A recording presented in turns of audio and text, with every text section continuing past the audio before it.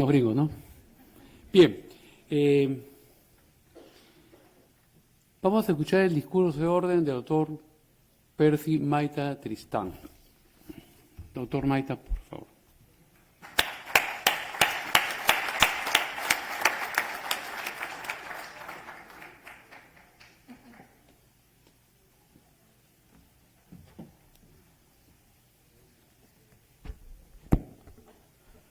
Buenas noches con todos, estimada doctora Zulema, ministra de Salud, doctora Liliana Cavani, decana del Colegio Médico, doctor Jaime Morán, secretario del Interior, doctor Raúl Urquizo, decano de Lima, estimados exministros, decanos, rectores, colegas, amigos.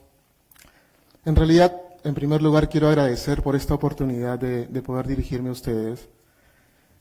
Y en esta oportunidad que cada 5 de octubre conmemoramos el sacrificio de Daniel Alcides Carrión como héroe de la medicina peruana, estudiante de medicina que a través de su sacrificio personal nos permitió saber más de una enfermedad endémica del Perú, que es la bartonelosis. Pero sobre todo, nos ha dado un motivo de orgullo e identificación con la profesión.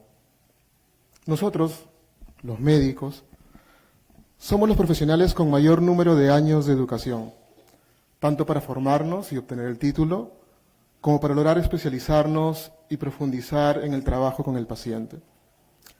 Todos somos conscientes que exige una gran vocación, compromiso y la valiosa oportunidad de poder brindar la ayuda al otro. Por ello existe una gran demanda de potenciales estudiantes.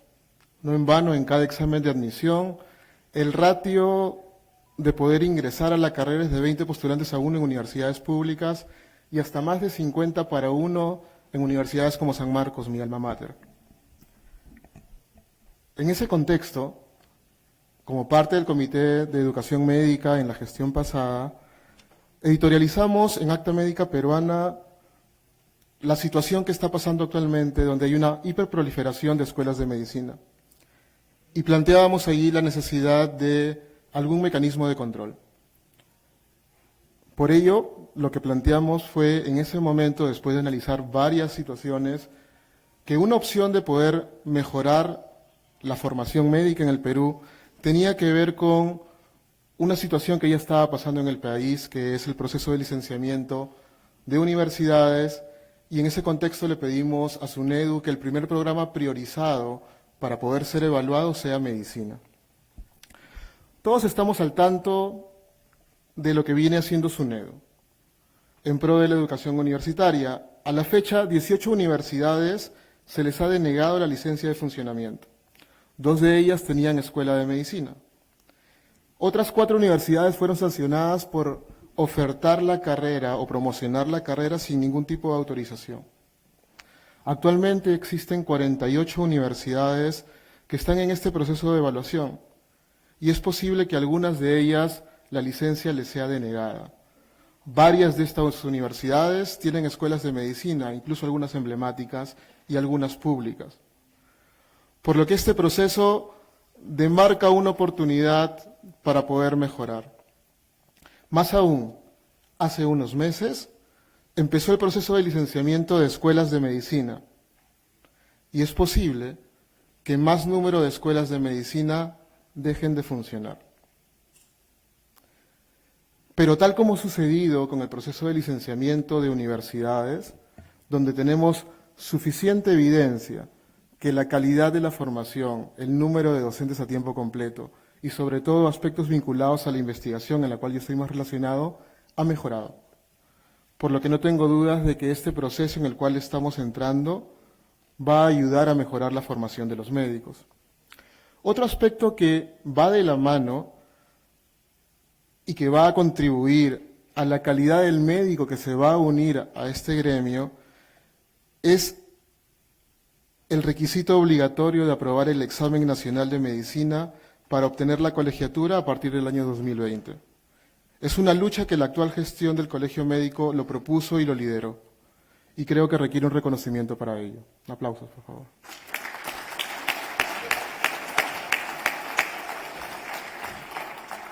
No hay mejor evidencia de la calidad de una universidad que sus egresados. Sin embargo, más del 30% de internos que dan el examen nacional de medicina actualmente no lo aprueban. Esto fue sugerido por nosotros para que sea incluido dentro de los parámetros que va a evaluar SUNEDU a las escuelas de medicina. Y esto va a ser incluido dentro de lo que llamamos el tiempo de licenciamiento de las escuelas de medicina, que viene de ahora en adelante. Pero el ENAM, si bien mide conocimientos, y quizás en algún nivel, algunas competencias, no es todavía la mejor forma que tenemos para poder medir las competencias de un médico. Falta que el ENAM evolucione a un examen que pueda medir el accionar médico, ya sea con pacientes simulados o en situaciones clínicas. Pero vamos avanzando y de paso a paso. Sin embargo, hay otros aspectos básicos y esenciales para el médico que no los medimos y quizás los formadores no nos preocupamos lo suficiente de ayudar al estudiante a poder desarrollarlos en el proceso de la formación médica. Y me estoy refiriendo al humanismo, al trato con el paciente y a la integridad de nuestros actos. No siempre podemos curar la enfermedad, pero podemos dar alivio y compañía a nuestros pacientes.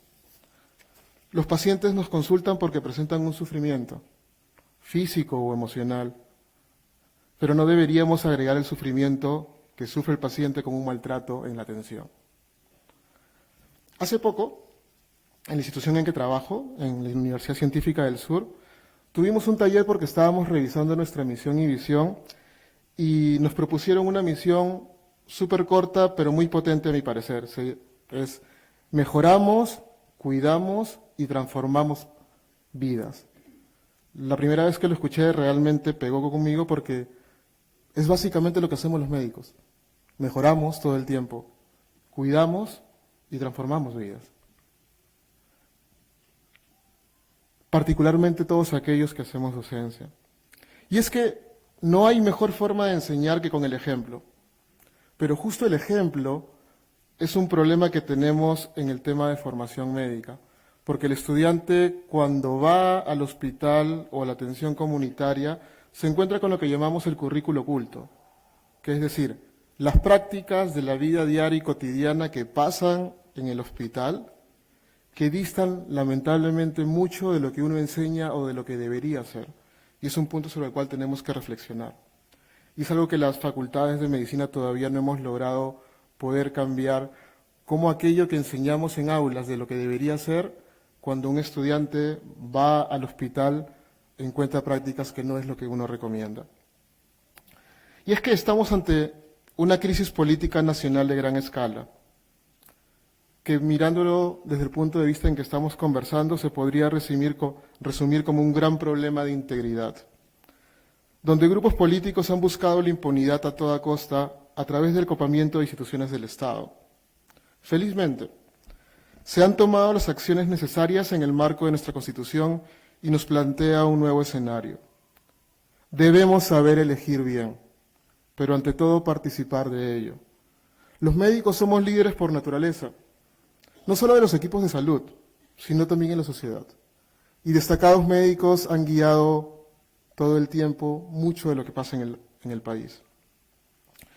Periodo tras periodo hemos tenido representantes del gremio médico como congresistas. Lamentablemente no podemos estar orgullosos de varios de ellos. Sé que aquí, y entre los que me escuchan y probablemente entre los que nos vean después, habrán nuevos parlamentarios. Por favor, actúen con integridad. Hacer lo correcto por las razones correctas. Nuestro sistema de salud todavía, lamentablemente, es lesivo para nuestros pacientes. Tenemos un alto número de consultas por turno que no permite una adecuada interacción entre dos personas, que es parte fundamental del acto médico. Sobre todo cuando un paciente necesita ser escuchado. Queremos practicar una medicina moderna, lo que llamamos tomas de decisiones compartidas, donde la idea es que el médico comparta el conocimiento con el paciente y tomemos decisiones en forma conjunta por el bienestar del paciente. Pero con los tiempos que tenemos es muy complicado poder hacerlo. Tenemos también, lamentablemente, hospitales donde nos faltan recursos básicos para el diagnóstico. O tenemos una sobresaturación de pacientes en camillas o por falta de camillas en las emergencias. Se avanza, es indudable, pero las necesidades están creciendo mucho más rápido de nuestra capacidad de respuesta. Como diría Vallejo, hermanos, hay mucho que hacer todavía. Pero este sistema de salud no solo agrega al paciente, también lo hace con el personal de salud. Sueldos que no se condicen con los años de formación que tenemos nos llevan a hacer justamente continuos reclamos y huelgas cada cierto tiempo. Una idea, aunque ilusa, y ojalá quizás la puedan tomar, es que, y aplica también a docentes, los sueldos del personal que labora en el Estado, ¿por qué no los hacemos en UITs? De tal manera que cada vez que se actualiza un UIT con la inflación, el sueldo se actualiza y no tenemos que estar haciendo huelgas continuamente para poder actualizar esto cada cierta cantidad de años. Yo sé que es difícil, pero podemos proponerlo. Pero no solo el sistema agrega al personal de salud, también lo hacen los pacientes, y bien nos comentaba el doctor Urquizo de lo último que sucedió en el Hospital Carrión. Diferentes estudios que se han realizado tanto en Su Salud, que comandaba Su Salud, así como estudios que hemos hecho en Lima, en Tacna, en Arequipa y en Huaraz, incluso en médicos serumistas, hemos encontrado que 1 de cada 3 médicos peruanos ha sufrido de violencia en el hospital. Física, verbal, insultos, amenazas o incluso violencia sexual. Aproximadamente 2.1% de los médicos ha reportado haber sufrido un episodio de violencia física en los últimos 12 meses. Y esto no es cosa menor. Por ello también saludo la propuesta del Colegio Médico reciente de plantear una ley que incorpore el delito de violencia contra el personal de salud. Delito que está tipificado en otras partes del mundo y es hora de poder hacerlo aquí. Esta propuesta sería conveniente que futuros representantes del gremio y quienes nos representen en el Parlamento lo puedan llevar porque es de justa necesidad. Sin embargo, en estos estudios que hemos desarrollado sobre violencia contra médicos, algo que nos sorprendió es que la violencia no era solamente del familiar o del paciente hacia el médico, que podría ser comprensible en una situación de estrés o emergencia.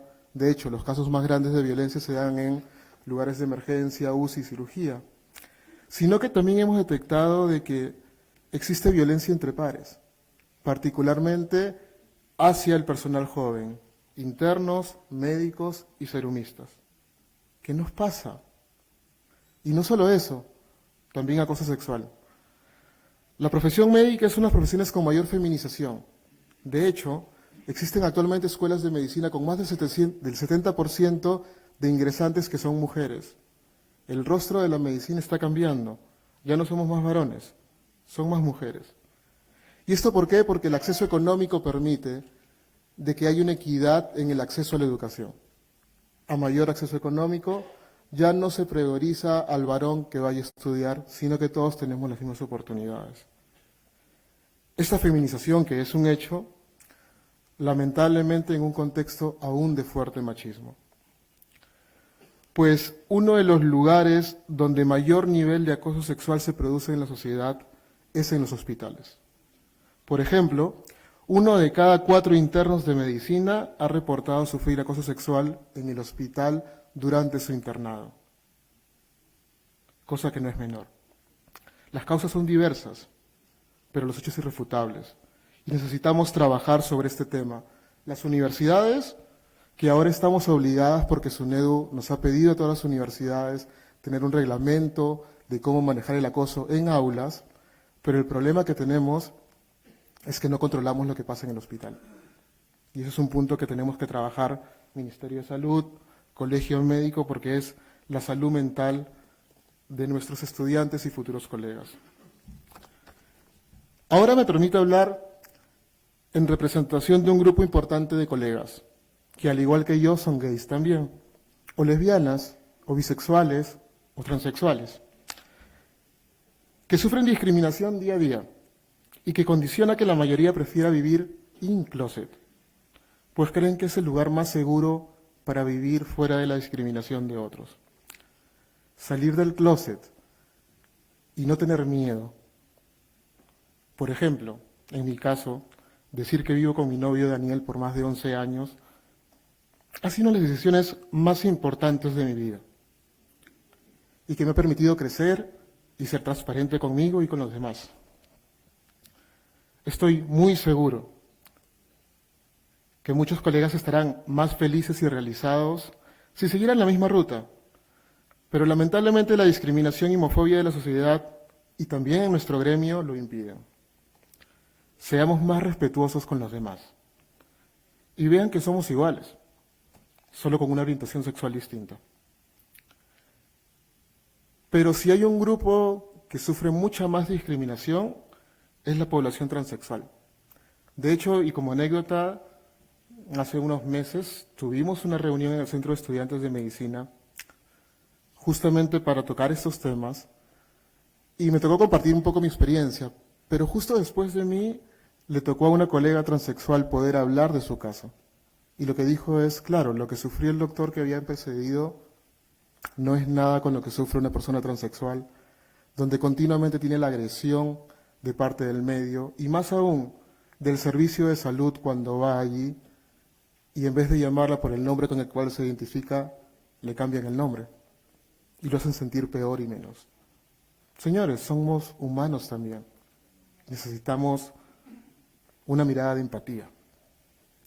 De hecho, parte de este problema ha llevado a que algunos profesionales de salud, o no profesionales incluso, planteen terapias de deshomosexualización o reconversión. Terapias que no tienen ningún asidero científico y que más bien incrementan los riesgos de esta población a tener mayores problemas potenciales de salud mental. Y así como esta, hay muchas terapias pseudocientíficas que se ofrecen y las cuales como gremio deberíamos identificar y erradicar, pues estamos en una época muy peligrosa. De hecho, el movimiento antivacunas está haciendo que rebroten diferentes enfermedades en varias partes del mundo. O tenemos los grupos negacionistas de VIH, que llevan a que el paciente deje la terapia porque dicen que esto no existe. Tenemos que ser cautos. La información está disponible para todos y tenemos como personal formado tener la capacidad de orientar en forma adecuada a nuestros pacientes. Pero es inaudito que colegas con formación científica permitan, difundan o estimulen este tipo de terapias pseudocientíficas. La ciencia es parte de nuestro día a día y eso en nuestra formación lo hemos tenido todos. Observamos cuando llega un paciente, hacemos anamnesis, siguiendo el método científico, nos planteamos una hipótesis, hacemos pruebas de laboratorio, probamos con el tratamiento, hacemos seguimiento, evaluamos y revisamos. La ciencia y la investigación es parte de nuestro día a día. Nosotros como Colegio Médico tenemos una revista que a varios se les han entregado que se llama Acta Médica Peruana, que tengo el gusto de participar del comité editor. Actualmente Acta Médica está en Cielo y está en Lilacs y tenemos como meta desde hace buen tiempo la posibilidad de ingresar a Scopus y a Cielo. Pero tenemos un problema, no tenemos la cantidad y calidad suficiente de trabajos de investigación para poder llegar a este logro. Tenemos la ventaja como equipo editorial que tanto el doctor Alberto Solesi, que se encargó de llevar la revista de Centrología del Perú a Medline y Scopus, y en mi caso, junto con el doctor Buisten, que trabajamos para llevar la revista Peruana de Misiones Penitentes y Salud Pública, el INS, a Medline y Scopus, tenemos las capacidades para hacerlo con el equipo que tenemos, pero nos falta artículos. Por eso los invoco a todos ustedes a que contribuyan con la revista, porque sería tener una revista clínica dentro de Medline y Scopus, y eso está en manos de todos los colegas en poder llegar a ello. Agradezco nuevamente a las autoridades por haberme dado esta oportunidad y celebremos juntos el Día de la Medicina. Muchas gracias.